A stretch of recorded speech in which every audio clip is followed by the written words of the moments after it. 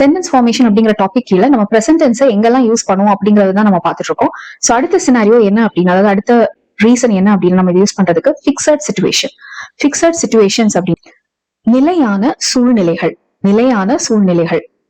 அதாவது ஒரு விஷயம் வந்து ரொம்ப நாளா இப்படிதான் இது இருக்க போகுது அப்படிங்கறது நமக்கு ஆல்ரெடி தெரியும். சோ இப்ப நான் ஒரு வேலை செய்யறேன் அப்படின்னா அதை அடிக்கடி நான் மாத்திட்டு இருக்க போறது இல்லை. அந்த வேலையில தான் கொஞ்ச நாள் நான் வேலை செய்ய போறேன்.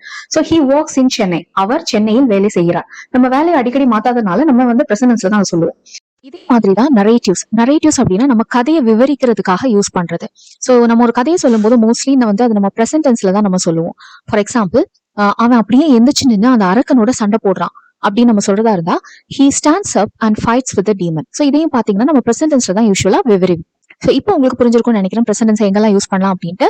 நான் 2 சென்டென்ஸ் நான் கொடுக்குறேன். அதை நீங்க இங்கிலீஷ்ல பிரசன்ட் டென்ஸ்ல ட்ரை பண்ணி நீங்க கமெண்ட்ல சொல்ல போறீங்க. அது கரெக்டா இல்லையா அப்படிங்கறத நான் உங்களுக்கு கரெக்ட் பண்ணுவேன். So let's speak in English. இன்னொரு வீடியோட பார்க்கலாம். பாய்.